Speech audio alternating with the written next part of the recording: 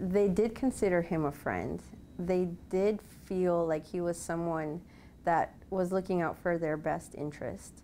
I mean, keep in mind, he had put the foot in the door for them to get on set at Empire. And that's why this adds to the overall complexity of this case. You strip it down to its most basic human elements. What would you do for a friend, someone that you trusted?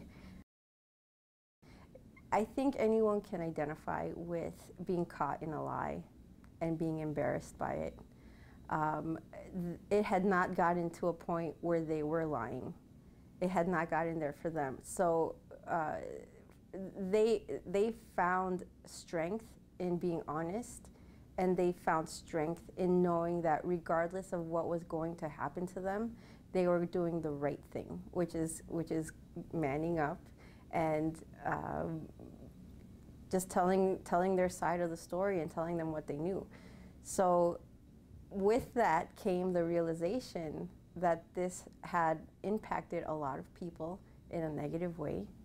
And they, that's where the regret comes from, and it's laced in every thought that they have since then. You have to look at how this really started. It wasn't January 29th or a few days before that. It started by them having a relationship with Mr. Smollett. Mr. Smollett being in a position of power over them, him being this celebrity person who could pull strings for them and help them in their career if he wanted to do that. And I can tell you, had there been any moments where they thought this was going to even potentially start a race war or leave the impact that it has on these minority populations, then they probably would not have done it. They were not there. They were thinking, I'm going to help my friend. He's asking for this, and we'll go from there. And the one takeaway I can get from any of their reactions, and in every one of their reactions regarding this case, is just the tremendous regret that they have.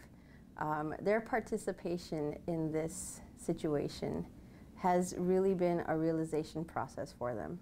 And amazingly, I was there to witness what that was.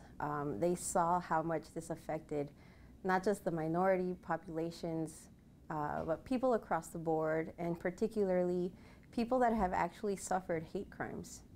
So that's the reaction that I sense from them on a consistent basis. Some of the audience puts them in the villain category. Some of them put them in the hero category. They want to be in the I'm telling the truth category and let people's opinions fall where they may. There was never this change of heart. There was never this, I don't want to cooperate, and now you're bringing me something that is making me cooperate. It just took a matter of me telling them, this is where this story is. This is what people think. Where do you want your role to be? And they said, Gloria, we want to be truth tellers. The one emotion that they have is regret. They really regret their involvement in this situation. They were born and raised in Chicago. They both have bachelor degrees. Ola has a master's degree. They speak perfect English. They're American.